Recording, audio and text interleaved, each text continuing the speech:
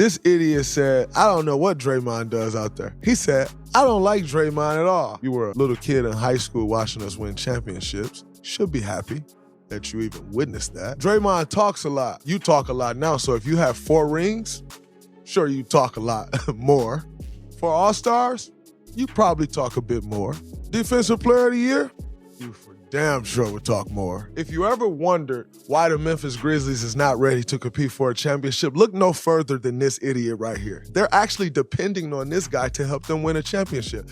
And he says his game is cool. Quite frankly, that just shows how little you know about basketball. And yet, you running around talking about a dynasty?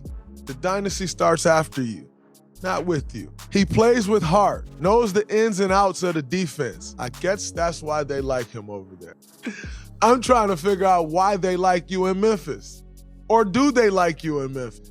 That's a better question. I'm not sure your teammates like you, but I can tell you why they like me over there.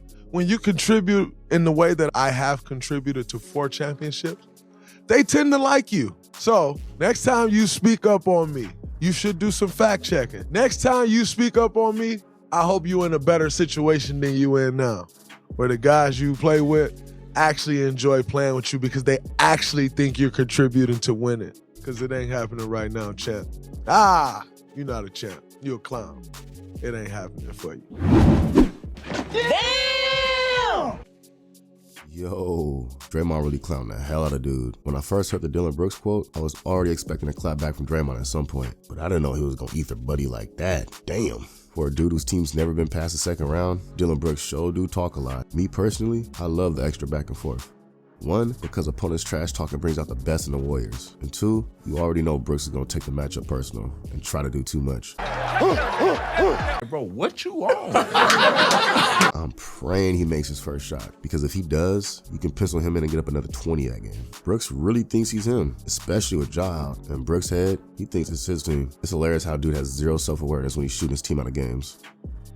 So I'm sure everyone's seen the Ja news by now, so I'm not trying to get too deep into a recap. The Grizzlies announced Ja will be away from the team indefinitely, at least through these next 4 games. All 4 games are against playoff teams, including the Mavs twice. To make things even worse, if the NBA's investigation comes to the conclusion that Ja brought that gun on the team plane, that's an automatic 50-game suspension. Man, I know Grizzlies fans are going through it right now, while they wait on a word from the league. Just when you thought the Grizzlies season from hell couldn't get worse, it was confirmed that Brandon Clark tore his Achilles. That's a pretty big blow for the Grizzlies. Clark was one of the better backup bigs in the league. His offensive rebounding and finishing off the bench was essential for their team. Before, if Jaren Jackson Jr. got into foul trouble, which happens often, the Grizzlies had the luxury of subbing in a starting caliber big with Brandon Clark. Now, without him, their margin for error is thin in the front court. JJJ can't afford to get in foul trouble anymore. If he can't stay on the court, I don't see how the Grizzlies have a chance against the Warriors.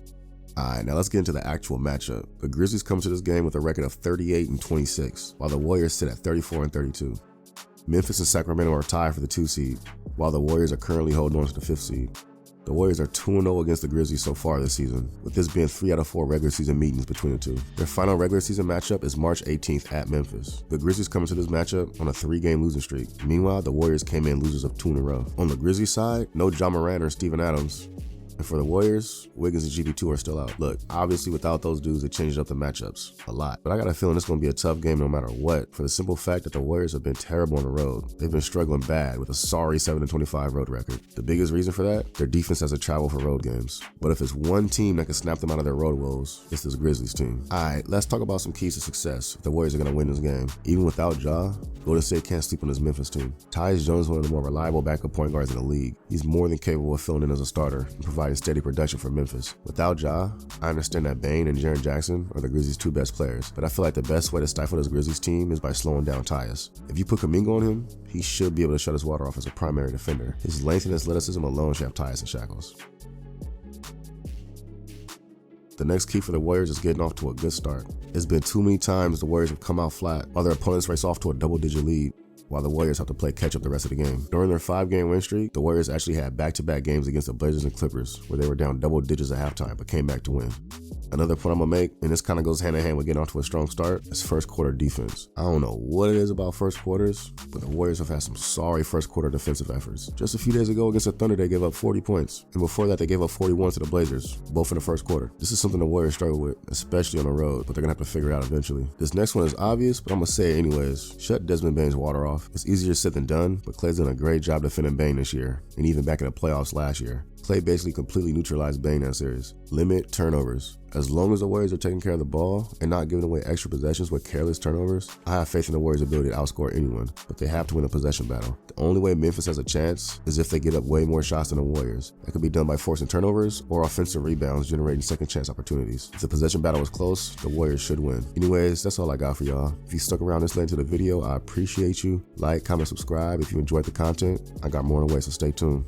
Peace.